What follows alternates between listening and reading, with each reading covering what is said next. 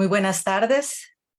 Es un honor para mí presentar a Josefa Fernández Zambudio con la conferencia No vuelvas Odiseo, Desamor y Misandria en Claribel Alegría.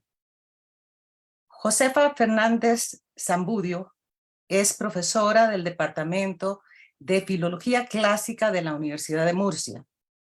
Es secretaria de departamento, subdirectora del Centro de Estudios del Próximo Oriente y la Antigüedad Tardía y miembro del Centro de Estudios de las Mujeres y de Género.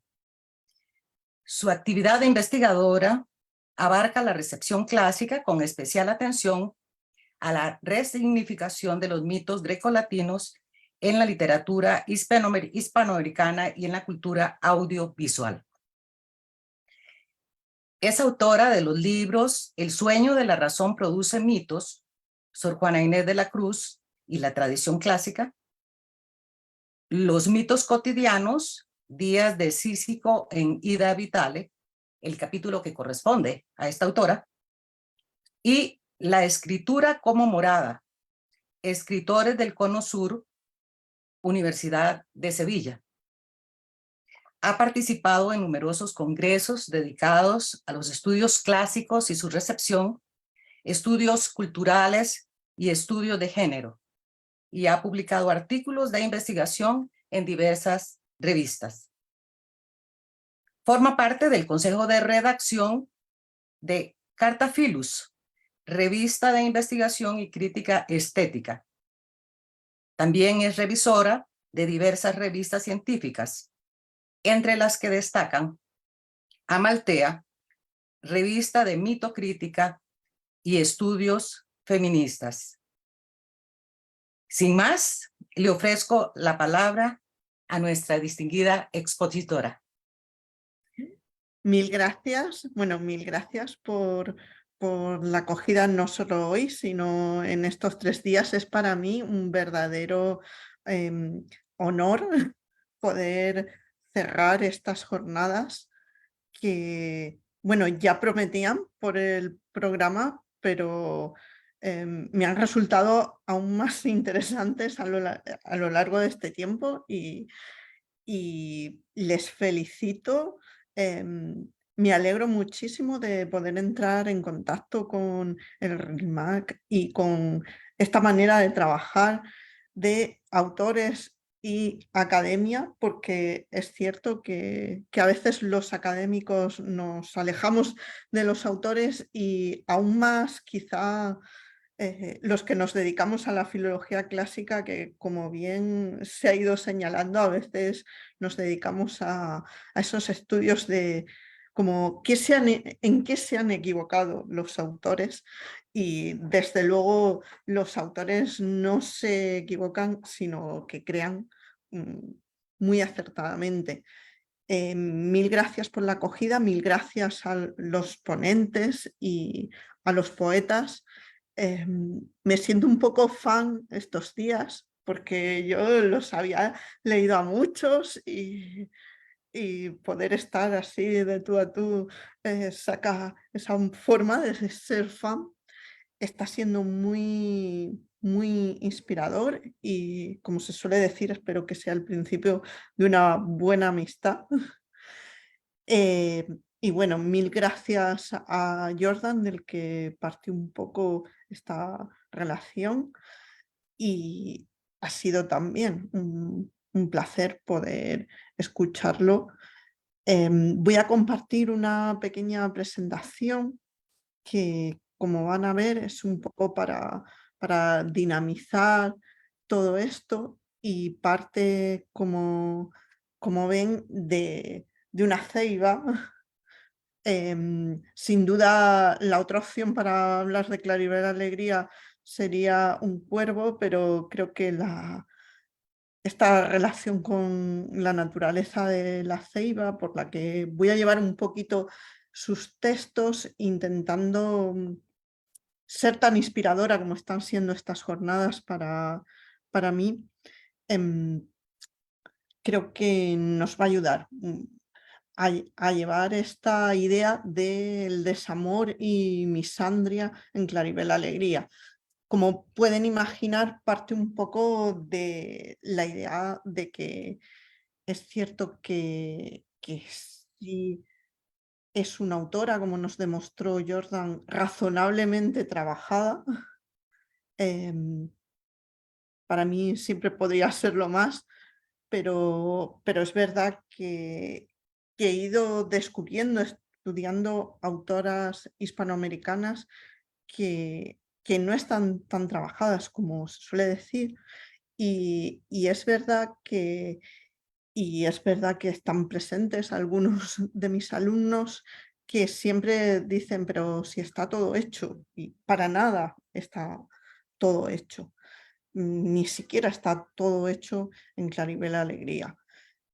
Mm, Voy a hacer, bueno, una pequeña introducción donde no me voy a detener en lo que ustedes en realidad ya saben, porque sé que este es un foro que conoce bien a Claribel Alegría, pero sí quiero dar algunos datos que ayuden un poco a conocer por qué he llegado a ciertas conclusiones.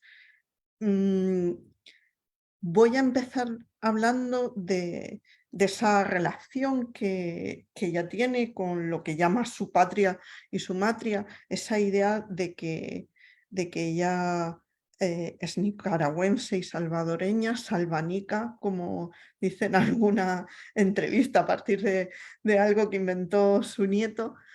Y aunque, como bien saben, vivió en diferentes lugares a lo largo de su vida, en Estados Unidos, en diferentes lugares de Sudamérica, vivió también aquí en Della, en Mallorca, nunca se separó de ese sufrimiento de sus pueblos, pero desde luego dando a ese sufrimiento una proyección universal. Quizá lo que vamos a ir viendo tiene que ver con esa proyección porque, como se ha demostrado en estos 3 días, existe una necesidad de la ruptura con la idea de la mujer como servidora. Como luego voy a hablar un poco de su padre y su abuelo, les recuerdo algunos versos relacionados con la relación con su madre, a la que muy jovencita le decía esto de no quieras detenerme que me voy con la vida, y que en ese emocionante poema de Rito Incumplido, donde lamenta no haber podido despedirla, pues como saben, no le dejaron volver a su país, la recuerda con estas hermosas palabras: me alumbraste, me nutriste, educaste mis alas y ese es el sollozo que me arrebata en olas.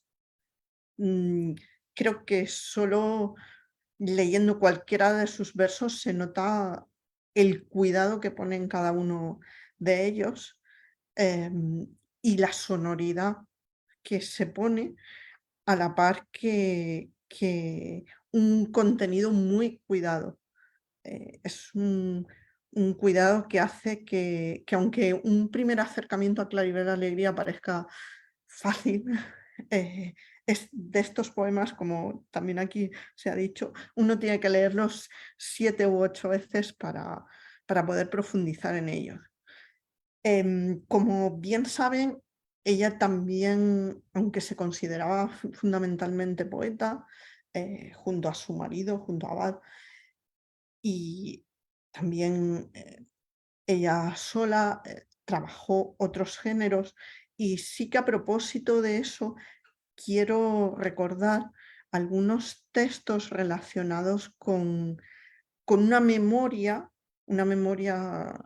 quizá colectiva que tiene que ver con esa mujer en lucha, mm, de la que hablaba en No me agarran viva, que termina hablando sobre esa protagonista, Eugenia, y como ella siempre repetía, no me importan las condiciones, a mí no me agarran viva. Y que también en la novelización de La matanza de Izalco se representa de otra manera de cómo se representa la mujer en un cierto contexto social. Eres un bien móvil, Isabel. Para él tú eres esposa, madre, ama de casa, en la misma medida que una maceta es una maceta. Te quiero, etcétera. No te contentes con ser maceta el resto de tu vida, Isabel. En vez de eso, te pido que seas mi mujer, mi camarada, mi compañera de aventuras, mi novia, mi amante. Esa memoria también tiene que ver con, como saben, una memoria literaria, he dicho que vivió en diferentes ciudades, diferentes países. Mágica Tribu trata algunas de sus relaciones con autores bien conocidos y en su poesía también utiliza esas lecturas de diferentes maneras, pero son numerosas las, re- las referencias a diferentes poetas, tanto como les he traído un pequeño ejemplo, tanto para presentar un poema como en Dame tu mano, los conocidísimos versos de César Vallejo, o en Amor sin fin, donde el, el poema de Muerte sin fin de José Gorostiza le permite hacer este paralelismo con Amor sin fin, a propósito de Bad, de su marido que había fallecido. Y el poema, bueno, está dividido en varias partes, pero es un largo poema, se presenta con la cita: si es azul, tiene que ser azul. Todo esto también tiene relación con su manera de ver cómo esa historia, que como ven no he puesto mayúsculas, pero que sí podría ponerlo, se puede delimitar a través de las diferentes historias. Aunque no podamos detenernos, creo que es fundamental ese largo poema donde cuenta la historia de la mujer del río Sumpul, que tiene también esa cadencia con su testimonio. Yo estuve mucho rato en el chorro del río, o que se muestra también en Luisa, en el país de la realidad, en uno de los poemas, en la playa, donde cuenta cómo se le vendaba a las mujeres chinas los pies y cómo se le dejaban las uñas largas, y en cuál es su interpretación de eso y cuál es su interpretación en relación con lo que sucede aún hoy. Dice así: no es que fueran inútiles, es que así las querían sus maridos, sus padres, sus hermanos, un objeto de lujo o una esclava. Esto sucede aún en todo el mundo. No son los pies los que atan, perdón, es la mente. Em, Enmarco esto para poder pasar a cómo trata Claribel Alegría a través de los mitos. Bueno, esa relación con el otro, esa ruptura, como decía, de la mujer servidora. Y para eso me voy a detener en qué mitos masculinos ha usado y en qué miradas femeninas, en qué voces femeninas sobre los mitos masculinos o sobre los hombres, como en ese verso de No vuelvas, Odiseo. Nos podemos fijar para determinar cuál es esa mirada que creo que es profunda, interesante y que merece la pena detenerse en ella.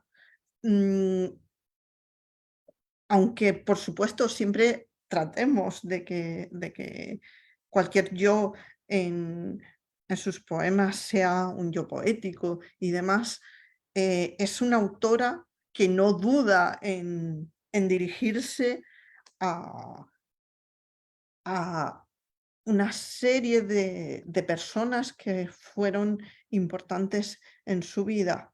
Mm, Entre esas personas hay una serie de hombres cercanos a ella. Ella dice: "Cada vez que los nombro resucitan mis muertos", y cualquier lector de Claribel Alegría es consciente de que los fantasmas vuelan su poesía con la suerte de que los hace, mm, bueno, muy presentes, muy, em, logra hacerlos de una manera que toman una cierta realidad. Así sucede con su abuelo, del que se confiesa, bueno, es consciente de que es fruto de esa segunda vida que ella llama su derrota, o en la relación con su padre, al que llama como lo llamaran, doctor. Y en ese poema le dedica varios poemas, pero en este poema de Se hace tarde, doctor, em, demuestra una ambivalencia entre tu aire de patriarca nos cohibía y una forma de hacer una relación, pues si quieren, un poquito diferente, donde se convierte en una cómplice del padre y le cuenta un poco cómo van las cosas. No soy tu hija ahora, soy tu cómplice, tu socio. Esta relación también se hace con una serie de escritores. Creo que es relevante resaltar a Roque Dalton, al que, como saben, nunca llegó a conocer. Como ella dice, nunca bailamos Roque. Eh, Se dieron esas circunstancias, pero se escribieron, y a partir de la noticia de su muerte escribe ese largo e interesantísimo poema, Sorrow, donde se encuentran no solo con Roque, sino con otras figuras masculinas que han tenido también un fin mm, similar por motivos similares a los de Roque Dalton. Entre todas las figuras masculinas, sin duda merece un capítulo entero su marido, Bad, al que dedica una gran parte de su obra y sobre todo una gran parte de su obra a partir de su fallecimiento en el 95, no solo estos poemarios que hay relato, pero donde sí resalto Saudade, Soltando amarras o Amor sin fin, por lo significativo de los títulos, y con el que ya antes era, bueno, incisiva, con, con una visión realmente realista de las relaciones. Eh, Recuerden en Aunque dure un instante, cómo habla de los días en que nos damos cuenta que ya no somos uno, que estamos alejados irremediablemente. Ese alejamiento, efectivamente, una vez que él fallece, se poetiza de muy diferentes maneras. Em, He traído un par de textos significativos, como en Estrella Indómita, que es una de esas partes de Amor sin fin. Me precede tu ausencia, el dolor de tu ausencia, no arrullarte en mis brazos. O y con esto, bueno, vamos entrando un poco en los mitos poco a poco, en Orfeo, donde ella pide salida de Orfeo y dice: debo descender al reino de los muertos, despertar a mi amado y hechizarlo. Y con esto ya entramos de lleno en esta materia de cómo trata Claribel Alegría los mitos masculinos. Y digo esto porque, claro, ella utiliza de dos maneras los mitos Dor de Cubardi lo señala muy bien o lo explica muy bien, cómo puede utilizar a partir de, bueno, de esta manera de ver del correlato objetivo, puede convertirse en un mito que hable en primera persona, como vamos a ver, o puede dirigirse a un personaje mítico en segunda persona. Em, por ejemplo, ven aquí, a propósito de Pan, Dios de los pastores, como le dice, por humilde te quiero. Pero a propósito de Sísifo, como ella se identifica con el mito de Sísifo, el yo poético se desvela como ese Sísifo y habla de y resbalo otra vez hasta el comienzo. Fíjense en que está hablando de una serie de mitos, vamos a ver, que no son los grandes dioses. No le interesa identificarse con Zeus o no le interesa identificarse con los grandes ganadores. A propósito de Eros, lo llama diosecillo, con ese diminutivo travieso, perverso, y cuando se encuentra con Cupido y tiene una conversación con él en Amor sin fin, mm, le habla también de tú a tú. Cupido le dice: ¿quieres ver a tu amado? No es tiempo todavía. Cuando se identifica con Ícaro, em, habla de quizá me llamen loco, temerario, poeta, de esa tradición de un Ícaro que no, no teme el vuelo y que se relaciona con el poeta. O cuando habla de Dionisios y, bueno, sí, sin entrar, pero es verdad que el dios sería Dioniso, pero también es cierto que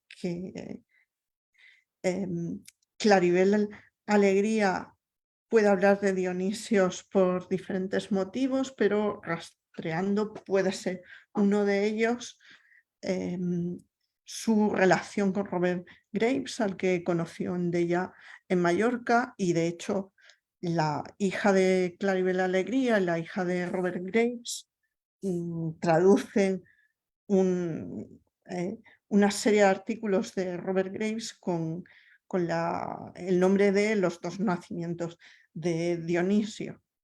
Cuando ve a Dionisio también se identifica, pues, con la risa de él y con me recuerdas a Cristo, claro, le recuerda a Cristo por su sencillez, por su corona, pero que representa esa sencillez. Hasta el punto de que cuando va tratando mitos, como ven, mm, mm, aquellos mitos masculinos que le interesan son aquellos que se humanizan.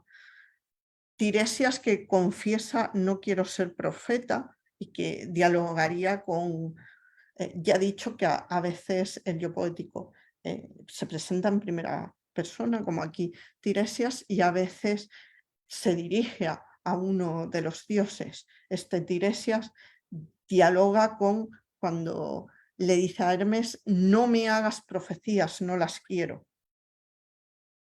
Y Jano se confiesa como el más desdichado de los dioses, porque ese conocimiento que tiene del pasado y del futuro, así lo hacen. Prometeo encadenado, y ahora después veremos otro poema que trata de Prometeo, desvela, bueno, esa insolencia de nada me arrepiento, pero también esa relación con lo humano. Logré robar el fuego para el hombre y el hombre hará prodigios y enfrentará a los dioses. Me siento más humano que divino. Como les he dicho, tiene otro poema dedicado a Prometeo y en este otro poema precisamente ella se identifica con Prometeo, igual que antes hemos visto que se identificaba con Orfeo, a propósito de ese dolor que siente por la pérdida de su marido. Por eso dice, es un cuervo tu ausencia que me roe, estoy atada al tiempo y no puedo esperar. Fíjense en otros ejemplos que les traigo aquí, como Caín lo que pide es Abel es piedad y cómo a Lucifer se le dice porque soy de tu estirpe, porque soy como ese ángel caído, y cómo se coloca en un lugar similar al Minotauro y a Judas Iscariote, en el sentido de que al Minotauro Teseo le dice palpé tu desamparo, tu inocencia, y a Judas y pudes despalpar tu desamparo. Hablábamos ayer de cómo tenemos a veces una visión un poquito cerrada de los mitos, son los mitos grecolatinos, pero claro, eh, eso nos puede impedir ver las relaciones con otro tipo de mitos, como aquí Judas Iscariote, también con los mitos prehispánicos y con cómo todos estos mitos funcionan de una forma similar y se les trata de una forma similar. Mm, Todos estos mitos, bueno, todos estos mitos masculinos se definen porque son cercanos, porque lo que busca Claribel la Alegría es esa humildad, esa incluso la inocencia, ¿no?, de Judas o del Minotauro, el dolor de cada uno de los personajes e incluso una reescritura de cuál ha sido la tradición de cada uno de los mitos. Esto va a ser paralelo con las voces femeninas y cómo las voces femeninas hablan de los personajes masculinos. Yo he hablado de desamor y misandria. Ahora veremos si son los dos términos, no sé, más acertados a partir de los textos y de estas voces femeninas. Fíjense en que una de las formas que tienen las voces femeninas de dirigirse de señalar cuál es la relación entre, eh, entre un mito femenino y un mito masculino es a partir de relacionar al hombre con cierta violencia. Esto está claro en un poema como Ira Demetrae, donde Demeter se queja de que Zeus le ha concedido le ha concedido a Poseidón, le ha concedido a Hades que se quede con su hija, y ella habla de un premio al violador. Es un poema también interesante porque introduce al personaje de Hécate con el que se encuentra Deméter cuando está buscando a su hija, y este personaje muestra una sororidad frente a estos mitos masculinos o a cómo se van a comportar, cómo se ha comportado el tío que ha raptado a la sobrina y cómo se va a comportar Zeus premiándolo.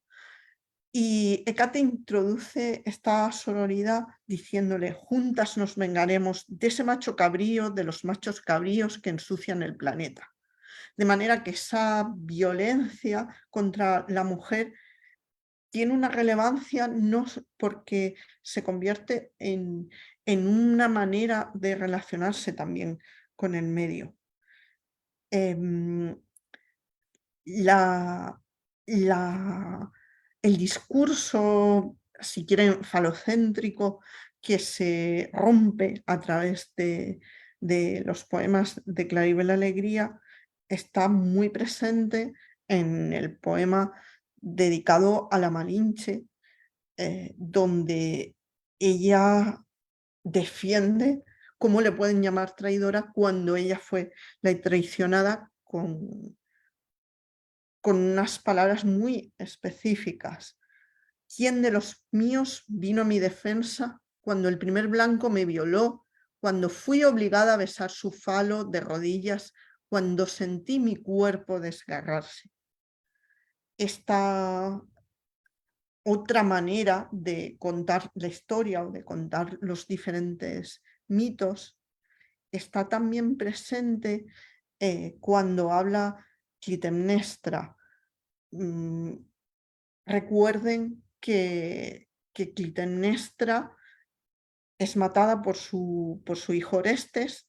Claribel Alegría se coloca en ese momento en el que Orestes va a matarla y ella va a lanzar maldiciones contra su hijo, pero señala cuáles han sido sus razones para matar a su marido. Clitemnestra mata a Agamenón, pero Agamenón previamente había matado a Ifigenia. Entonces Clitemnestra en este poema se coloca en ese momento y le reprocha a, a su hijo cómo no han tenido piedad ni el padre ni él hacia las mujeres. Así le dice: ¿no te tembló la mano cuando alzaste la espada para herirme?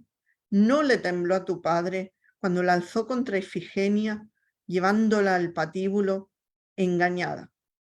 Que además Ifigenia va al patíbulo creyendo que, bueno, al patíbulo, fíjense qué palabra usa Claribel Alegría, ella va a morir, va a ser sacrificada para que las naves puedan llegar a Troya para devolver a Helena a su marido, pero ella va creyendo que va a casarse.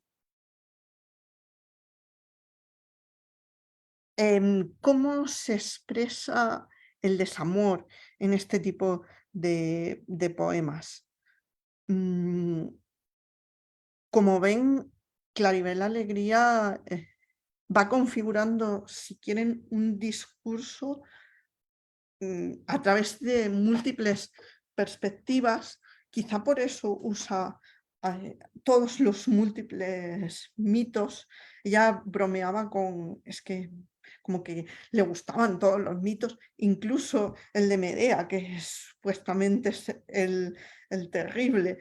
Em, pero claro, a través de todas estas visiones, de todas estas voces, va configurando una serie de ideas.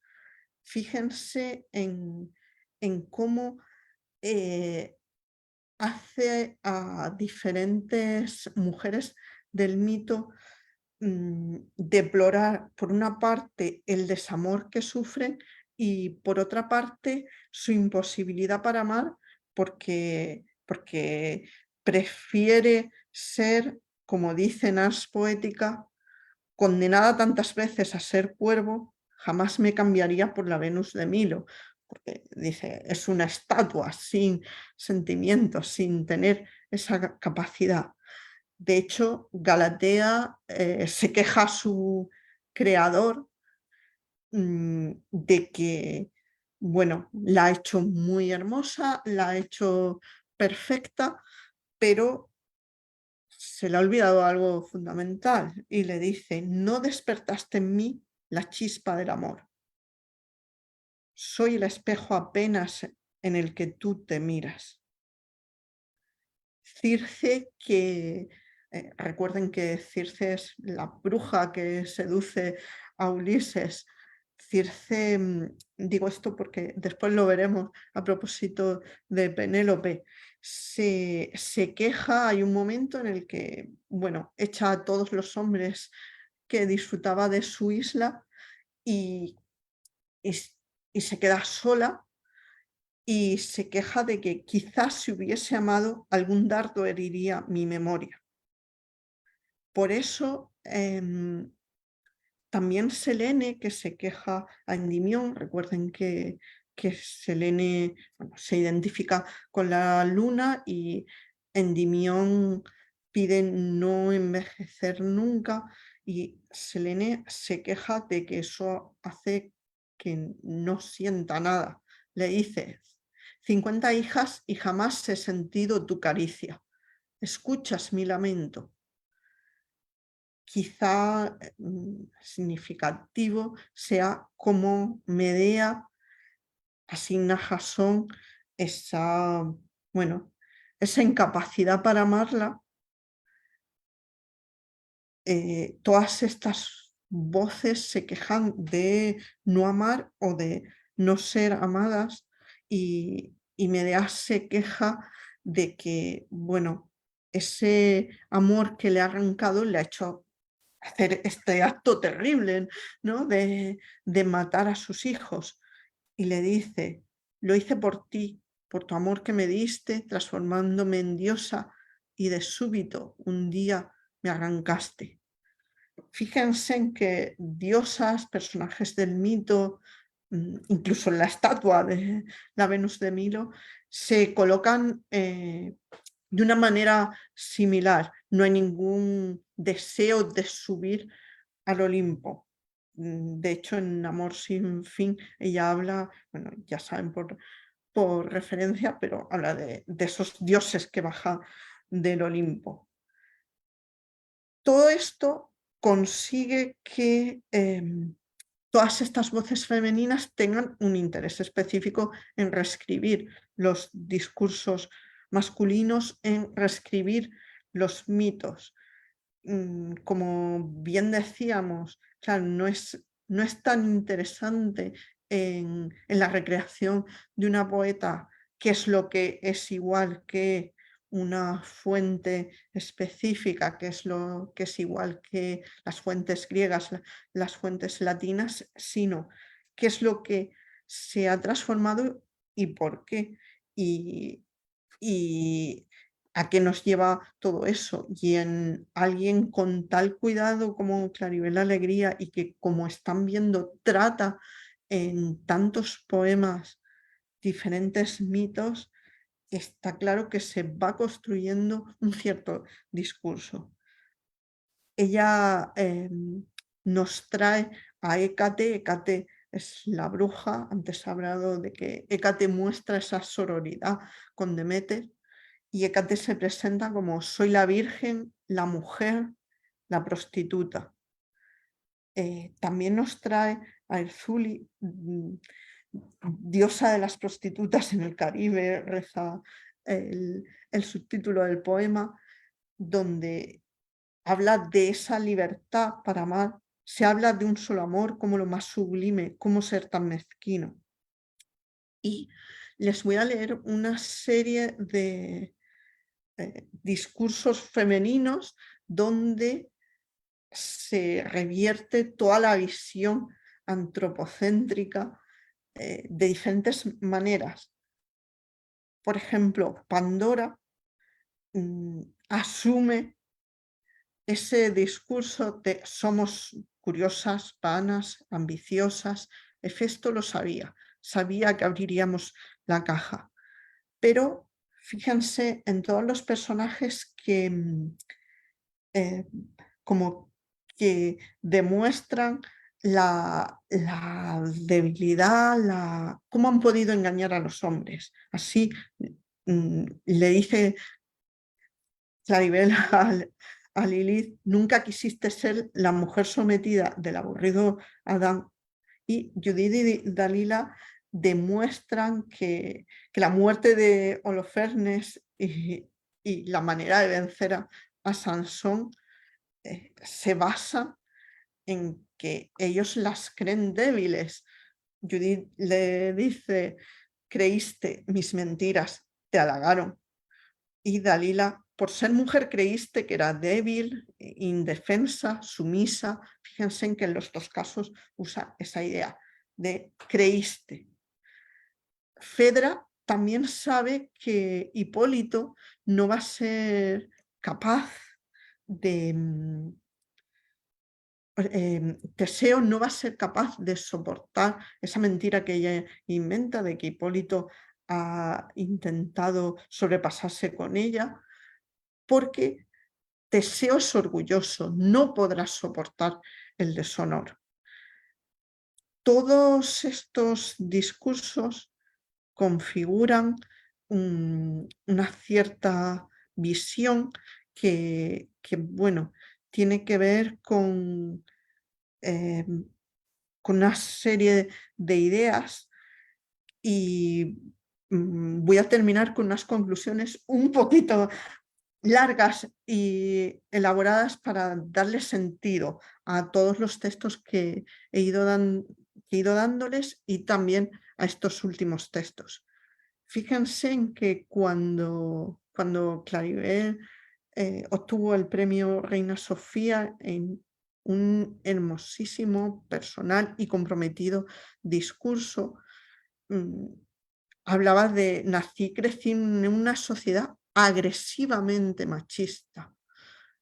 Yo he hablado un poco de esa violencia. Esa violencia tiene que ver con, como aquí tienen, con esos discursos masculinos que han configurado una serie de identidades femeninas con las que no se identifica. Por ejemplo, cuando Antígona explica que, bueno, pues que Creonte se ha equivocado con ella por lo siguiente, porque no somos timoratas las mujeres, ni envenenamos la razón, ni esquivamos el riesgo. De alguna manera, la famosa carta a un desterrado, que es uno de los poemas más conocidos, Claribel Alegría, permite volverse hacia todas las ideas que hemos ido viendo a lo largo de este tiempo. Esta carta que, bueno, aquí nosotros hacemos, a propósito del Día de la Mujer, todos los años un recital, todos íbamos a ser reinas, donde además intentamos ir tratando autoras españolas, pero también muchas autoras hispanoamericanas por la necesidad de darles esa voz. Esa voz que hay toda una tradición donde se le da a Penélope esa voz, nos puede permitir recoger un poco lo que hemos ido viendo. Por una parte, ¿qué permite los mitos? Los mitos permiten, dentro de ese compromiso, con cuáles son las verdaderas identidades femeninas al margen de los paradigmas patriarcales que se pueden ir configurando en estos y otros muchísimos ejemplos de Claribel Alegría, permiten una claridad donde se establece un diálogo con las tradiciones, que es un diálogo a veces, como ven, tenso y que se establece no solo con los mitos grecolatinos, sino también con los hispanos, con los cristianos, como determinantes de todas esas identidades con las que se quiere hablar. No es que el mito sea un elemento, digamos, ornamental. Cuando en Carta a un desterrado Penélope se dirige a Odiseo y presenta, bueno, esta idea de tu ausencia nos pesó, pero ahora Odiseo yo estoy enamorado de un joven y le dice, preferible Odiseo que no vuelvas. Los hombres son más débiles, no soportan la afrenta. Fíjense en que tiene que ver con toda esta idea de Judith, de Dalila, de Fedra, en realidad los hombres se muestran violentos, fuertes, pero en realidad son más débiles en otro sentido. Y como ella muestra un humor sobre, bueno, sé de Calipso y de Circe, y lo que le dice es que aproveche. Bueno, puedes recuperar la juventud, puede ser... Luego lo cambió, a mí me gusta la versión de serás entre sus Sanchos el Supremo. Y le dice no solo que espera no ofenderle con estas palabras, porque sabe que el hombre se va a ofender con este desapego femenino, porque la mujer ha dejado de ser su servidora y su sumisa. Le dice, no vuelvas, Odiseo, te suplico, y con mucho amor, tu discreta Penélope. Creo que este poema ha tenido tal relevancia dentro de la larguísima y riquísima tradición de cómo se le da voz a las Penélopes, mm, porque, bueno, Gisela ha dicho algo de cambiar la espera. Creo que esto lo determina muy bien. Una de mis alumnas que está presente, además ha asistido a todas las conferencias, Rosalía Ortiz, que ha hecho su TFG sobre Claribela Alegría, decía, y aunque en la publicación daré voz a todos los autores que han estudiado a Claribela Alegría, aquí me voy a servir solo de esta, de cómo Penélope desampara el silencio al que estaba condenada y articula propia. Las mujeres, para articular una voz propia, tienen a menudo que mostrar ese desamor o ese desapego que a veces es directamente violento. Por eso, bueno, he hablado de misandria. Sin duda, la violencia en la voz poética de Claribel Alegría es diferente y de hecho denuncia esas violencias masculinas, pero tiene una fuerza específica que, que espero haberles transmitido a lo largo de estos minutos. Bueno, quedo a su disposición, por supuesto, ahora, quedo también a su disposición en este correo de la Universidad de Murcia, por si son como yo, que a veces las preguntas se les ocurren, no sé, a las 4 de la mañana cuando ya pasó todo.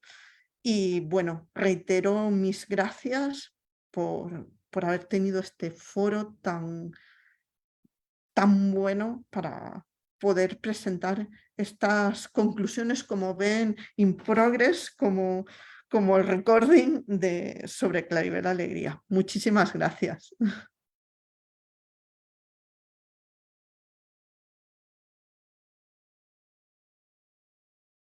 Magda, no la oímos.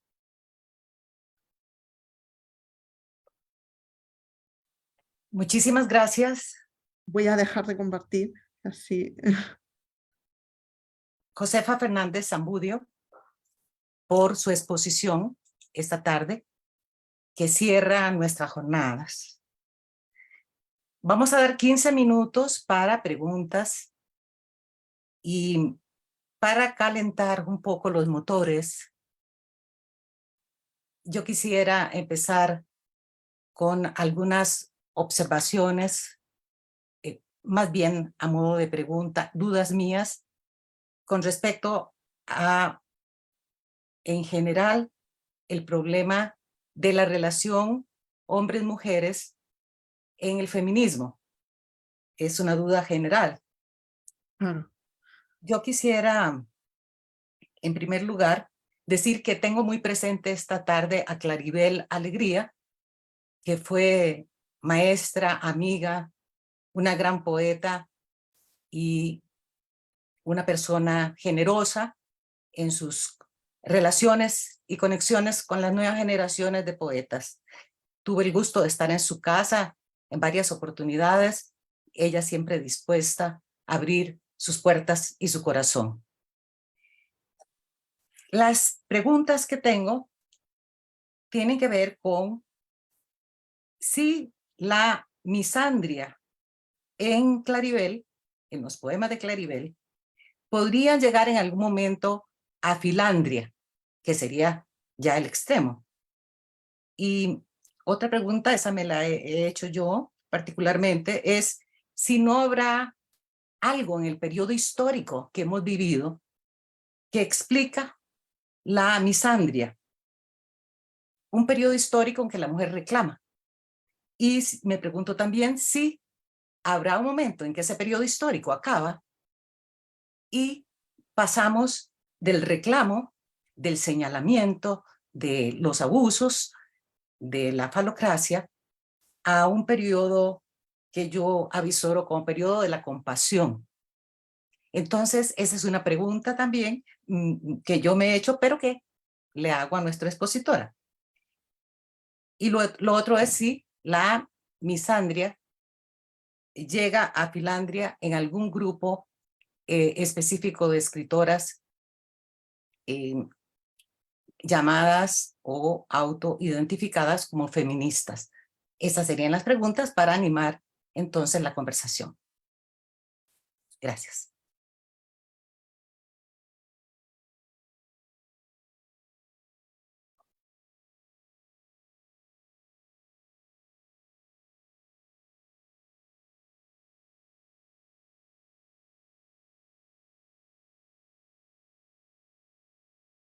Creo que se le cayó el internet a Josefa.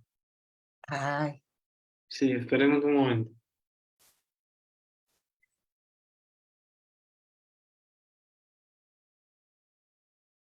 aprovecho para decir que voy a requerir ayuda cuando vengan las preguntas del público, porque yo no tengo acá la posibilidad de ver las personas interesadas, la lista de personas interesadas. Entonces, apelo desde ya a la colaboración de ustedes.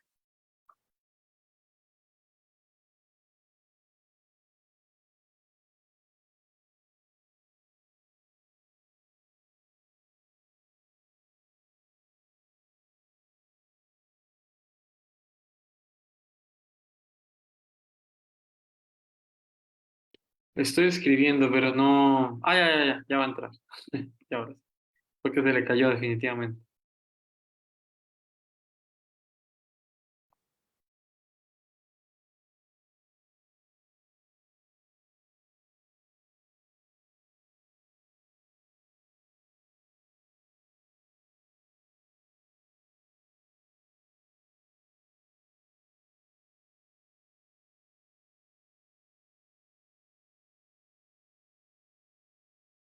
Ya está de vuelta.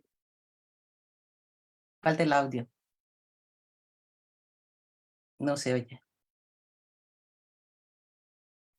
Vale, ahora me conecté con el móvil porque no sé por qué me he hecho el ordenador. No le gustó que dejara de compartir pantalla. Se ve que tenía este amor a la ceiba que mostré.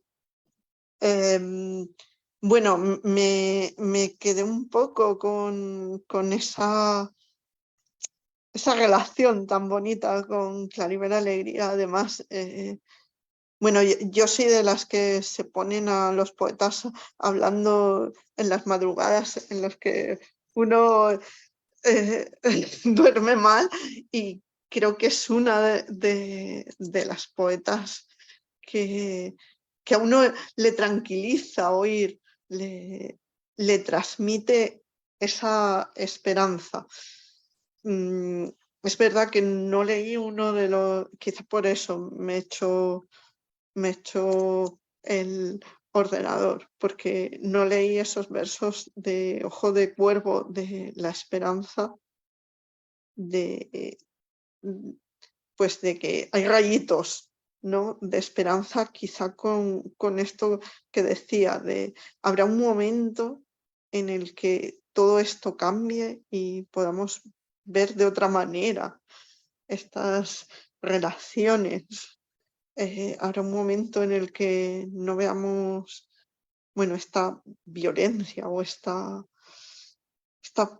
fatalidad de cómo son necesarios estos discursos que rompen. Parecería que no lo son, pero lo siguen siendo.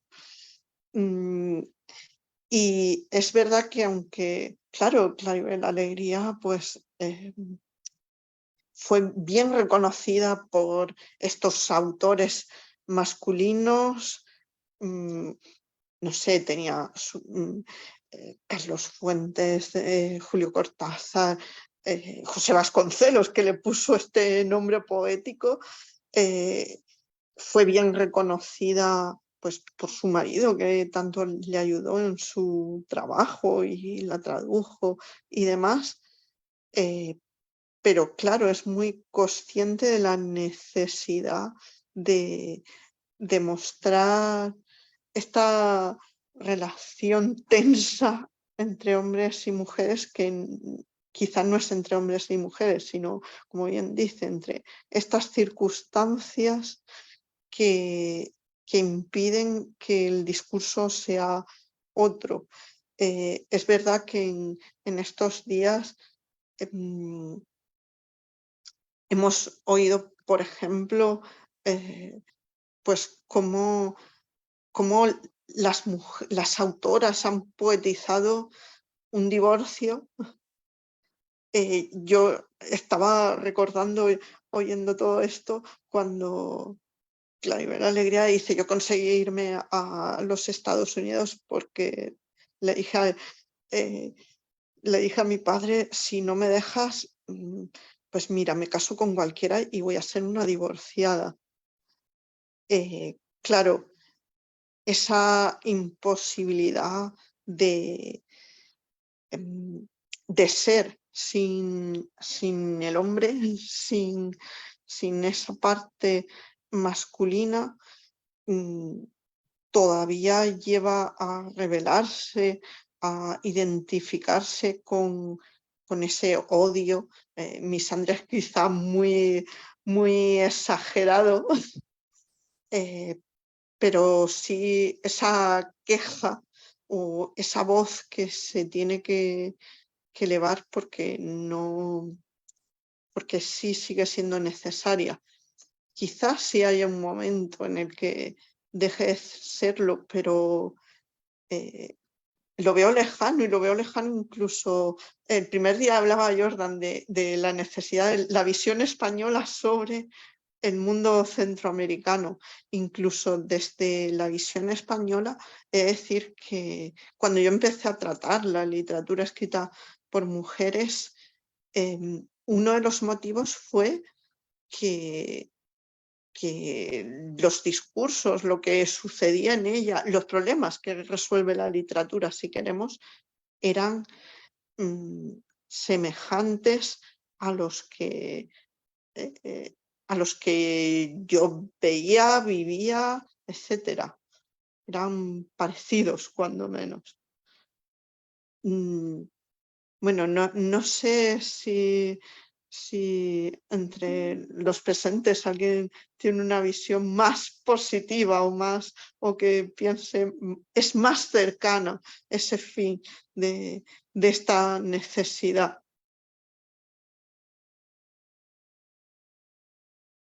Quizá nos corresponda ahora escuchar al público. ¿Qué Sí. opina el público de esta serie de preguntas?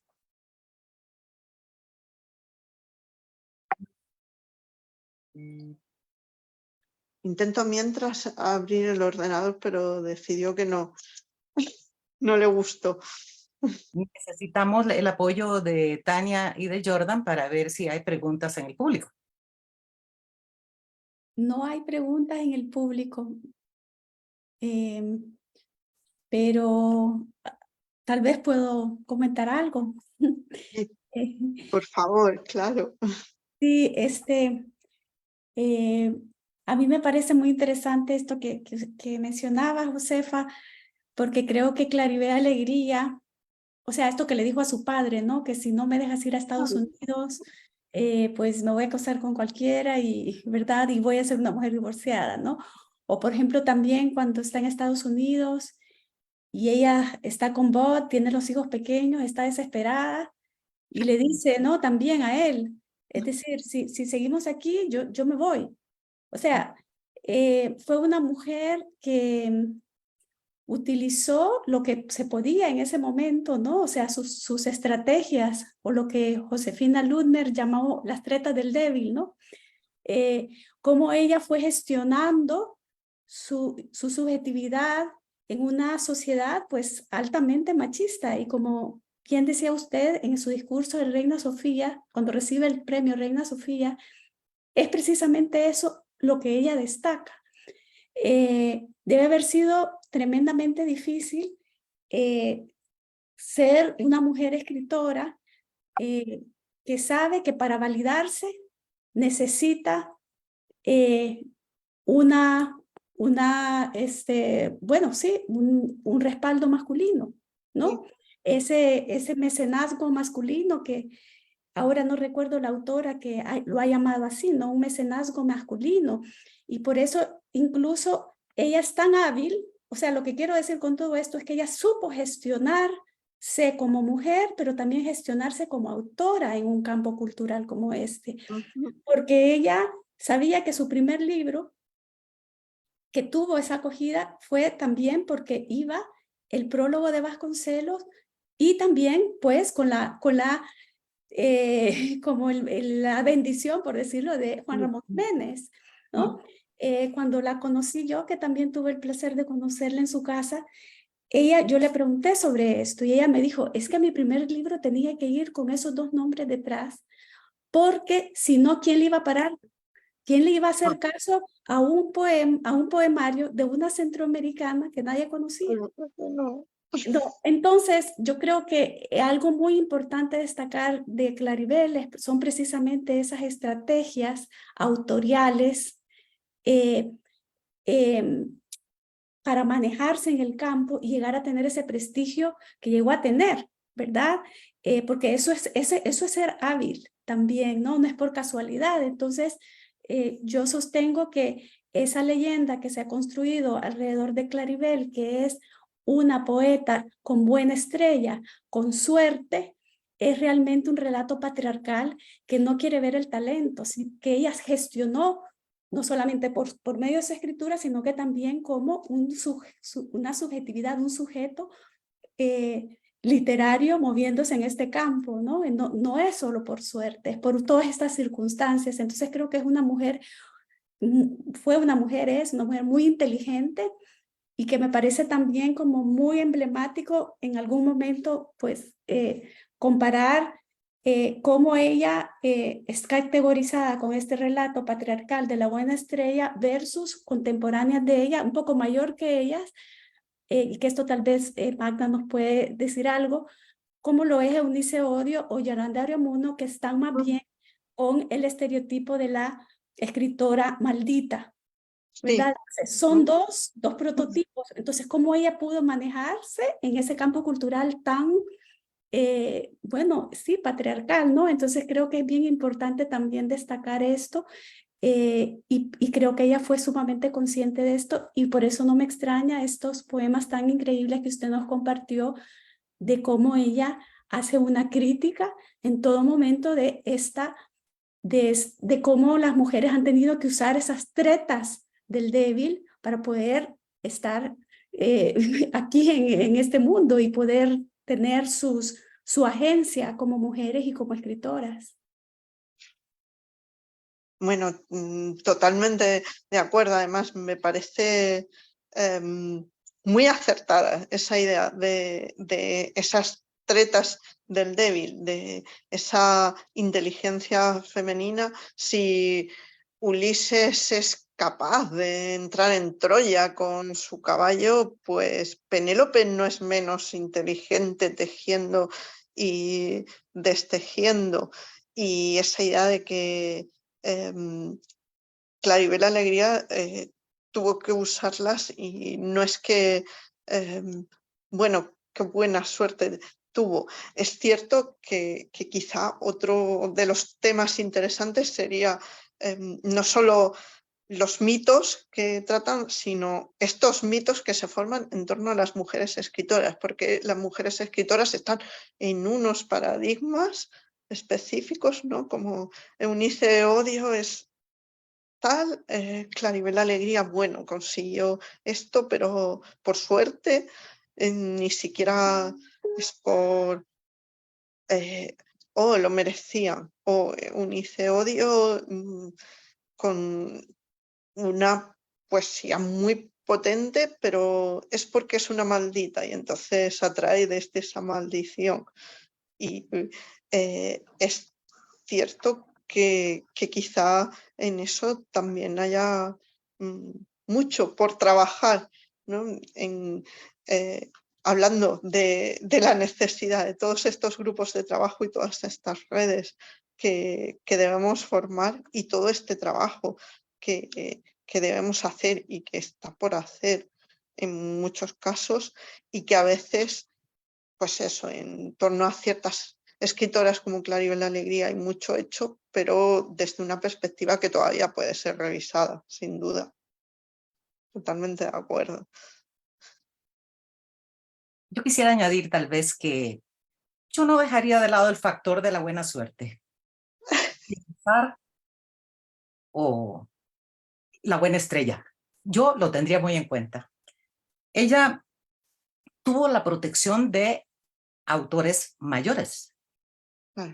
Por ejemplo, tengo la experiencia propia y la de varias colegas, que más bien no sucedió lo contrario. Nos han reclamado, en mi caso, en público, por haber tocado temáticas que iban fuera de la normativa. Wow.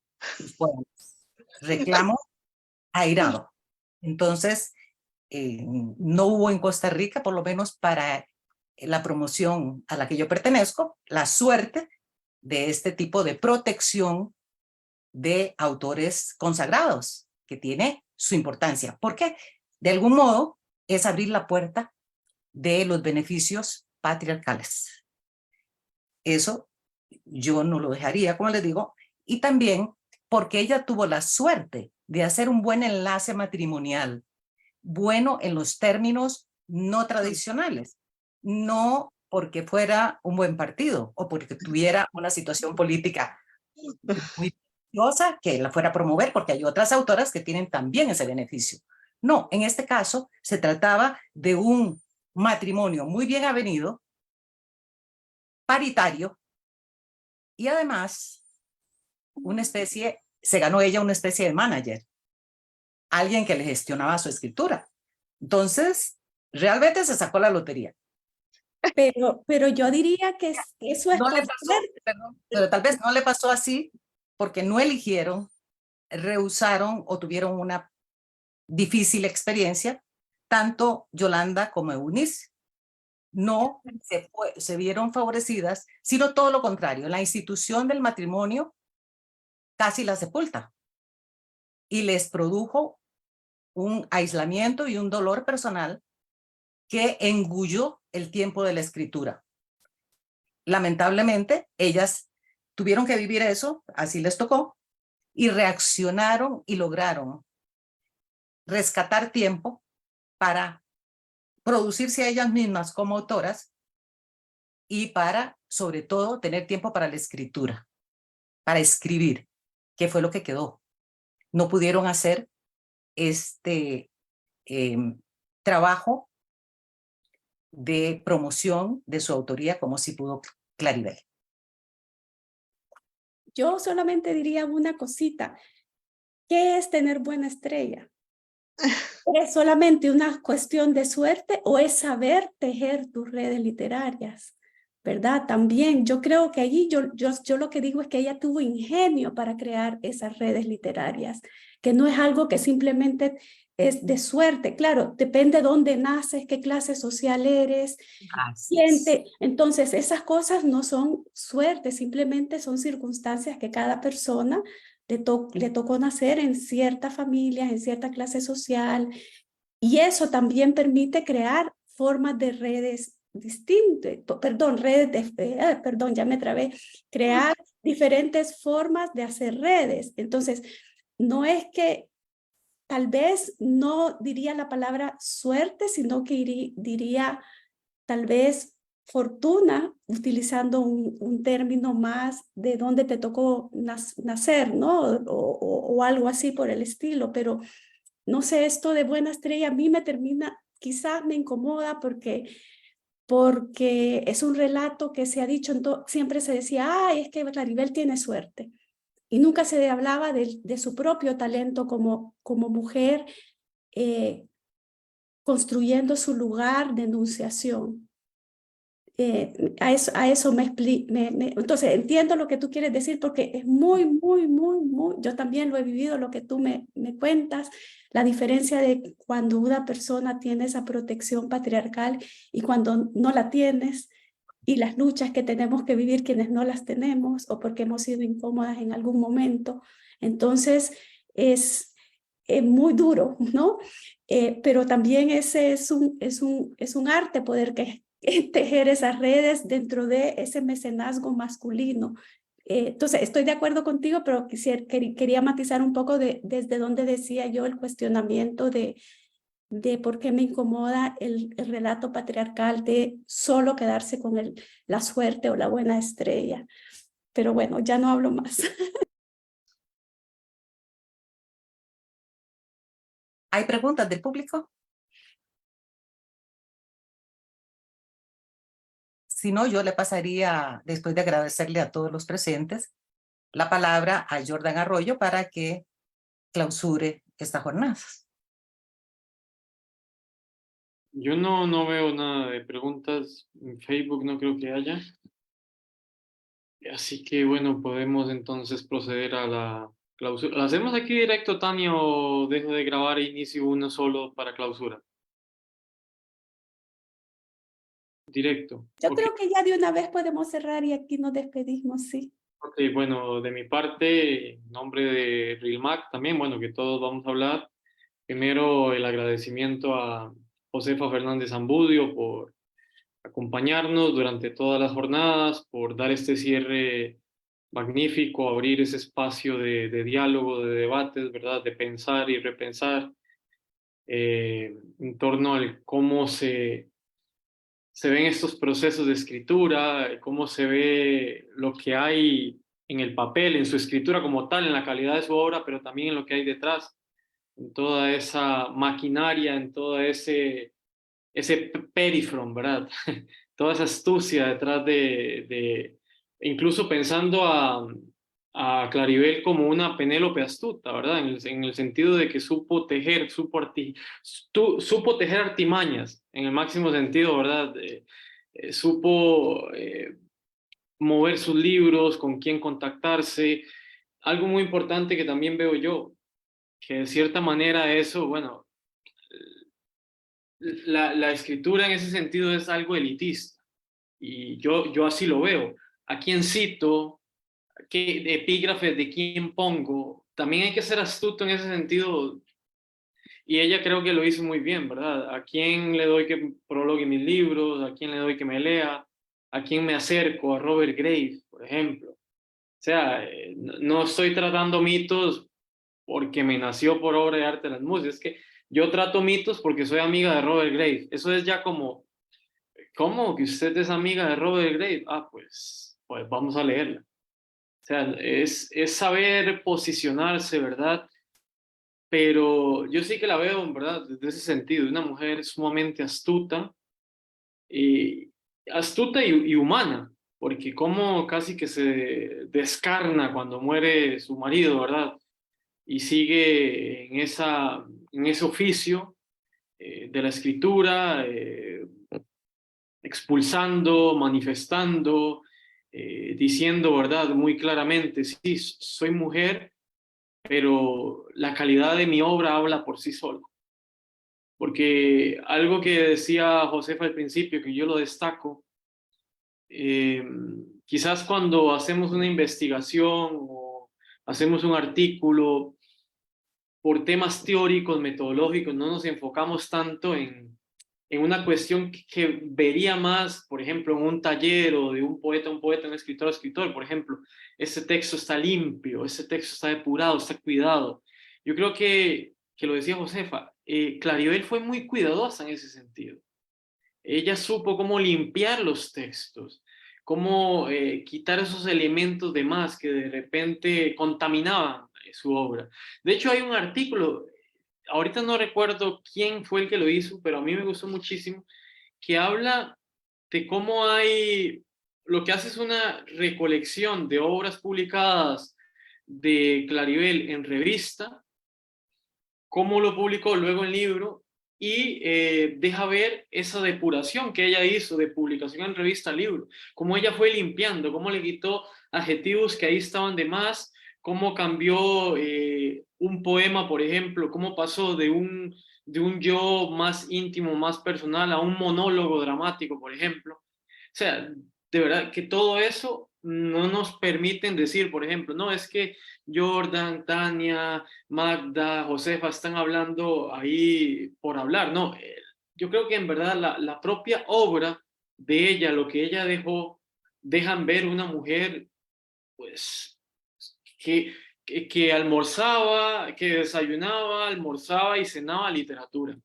Sin duda, ella se preparó, leyó y bueno, creo yo que eh, quizás la época en la que vivimos, que es más mercantil, más mediática, se diferencia muchísimo de la época en la que vivió Claribel, porque, no sé, a mí se me hace muy difícil, algo mío, pensar que si Claribel hubiera sido una escritora mediocre en el sentido de su literatura, no como persona, hubiera tenido la relevancia que tiene y sigue teniendo hoy.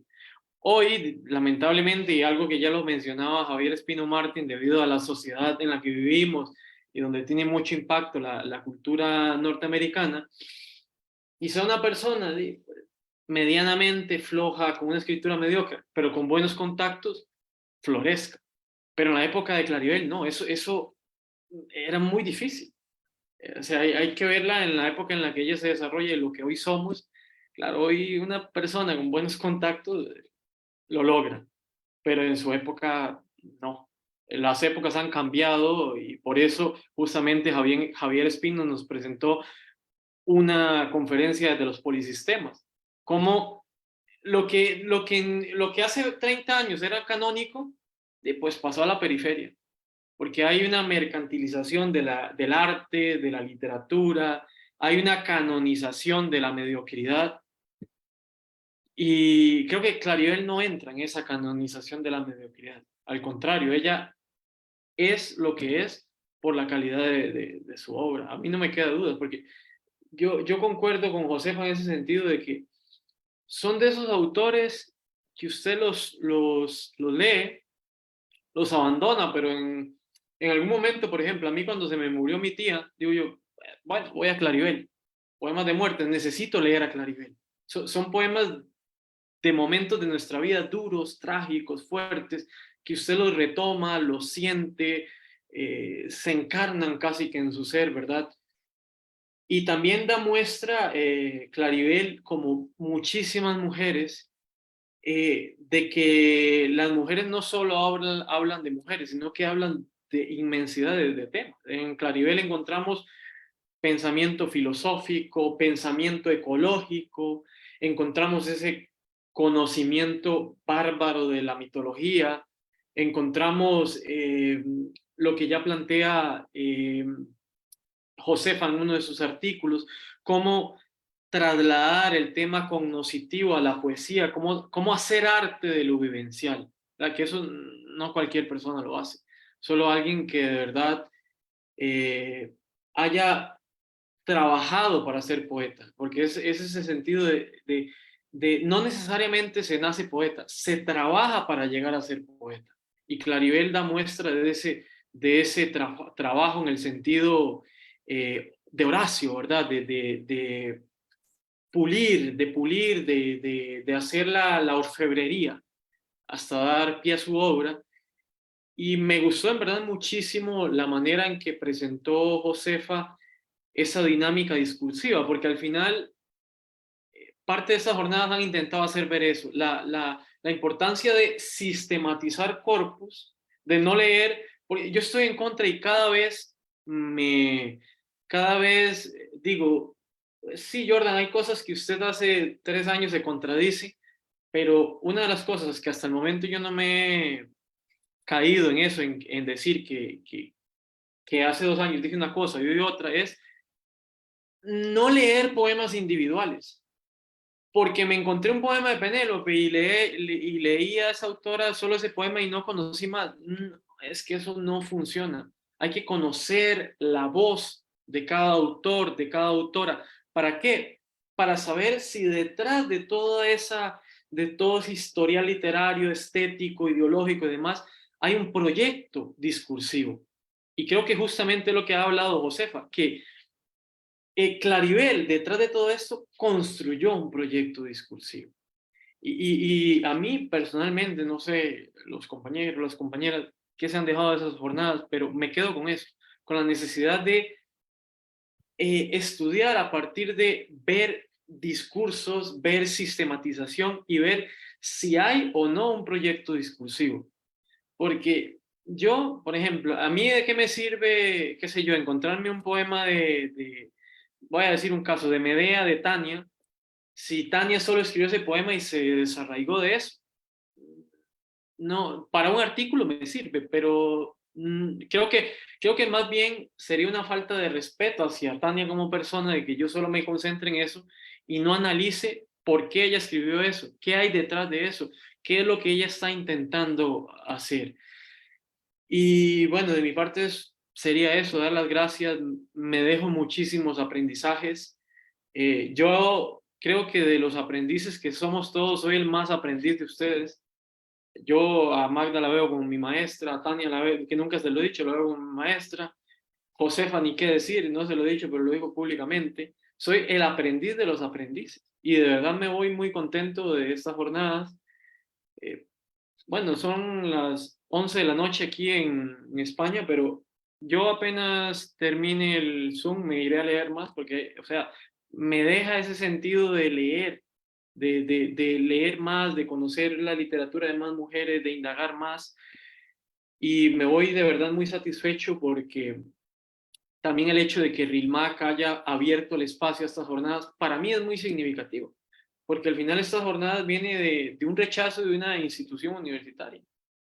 Y entonces vemos que también los campos de diálogo están en esa dinámica de polisistemas. Ya lo canónico quizá no es lo que uno esperaría hace años y se vuelve algo periférico. Entonces hay que buscar los espacios. Y ese espacio, bueno, lo he encontrado yo en RILMAG y espero pues seguirlo encontrando y muy agradecido de verdad con todas las personas que nos acompañaron, quienes nos han ayudado, con todo y si hubo de repente errores, que como humanos en todo congreso se cometen, pero bueno, en verdad, muchas gracias y para quienes estén interesados de verdad y hayan sentido ese sentir epicúreo del jardín, un jardín virtual, llamémosle el Zoom un jardín virtual, pues esperamos las publicaciones, que ojalá las que cumplan con esos filtros puedan estar allí y darlas a conocer al público, porque creo que hoy, 30 de agosto de 2023, estamos sin darnos cuenta construyendo algo que no se había hecho en este sentido, en este campo en Centroamérica, y eso es importante hacerlo ver.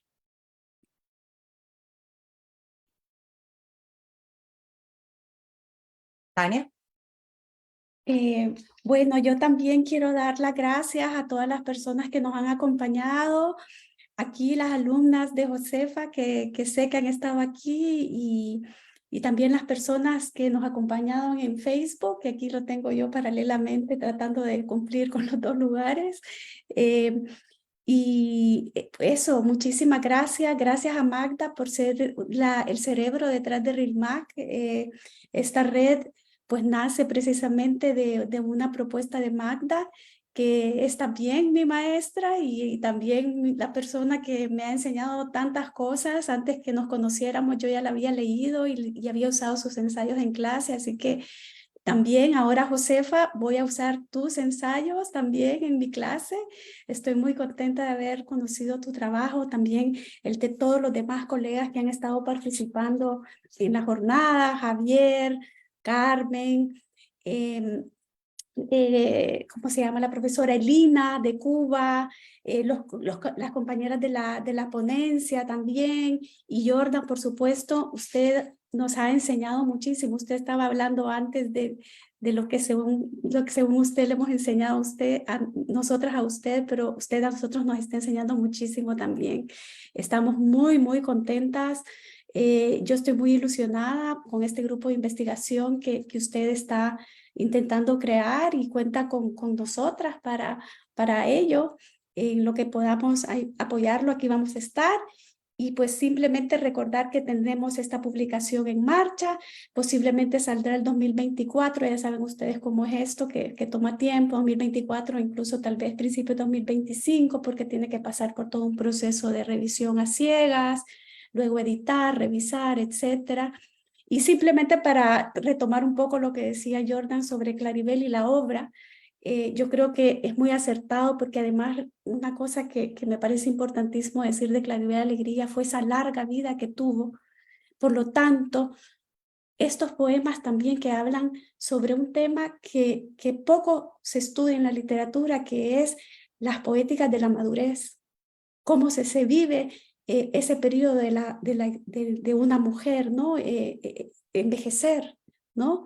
Y también, pues, como dice Jordan, diferentes aspectos de la vida, no solo la parte política o no solo la parte de los mitos o los mitos utilizados para hablar de todo el engranaje que es vivir, ¿verdad? Y también, pues, otro de los tópicos que se suele decir de Claribel es que, claro, que ellas tenían muy buenos contactos, que ella tenía esto y lo otro, pero sí algo que ella me dijo fue que todo el tiempo estuvieron luchando económicamente. Era una familia que vivía pues en una estrechez, luchando día a día para sacar adelante a sus hijos. Entonces también esa idea que por lo menos en El Salvador se maneja, que era una mujer rica y que por eso tenía todos estos amigos, era una mujer que tenía todos estos amigos porque ella era una gran poeta y era una gran escritora y era una mujer inteligente. Y tenía pues también, como decía Magda, una pareja que era paritaria. Entonces, todo esto para decir que cerramos estas jornadas con estas artimañas, como decía Jordan, reivindicando estas tretas que son en realidad una forma de construir subjetividades fuertes y con peso en un mundo que sigue siendo desgraciadamente bastante patriarcal y machista. Así que muchas gracias. Magda, tú pues, cierra, por favor. Con todo gusto. Llegó el momento de despedirnos. Creo que todos y todas hemos aprendido mucho. Ha habido realmente indicadores de proyección para la investigación. Esto es sumamente importante.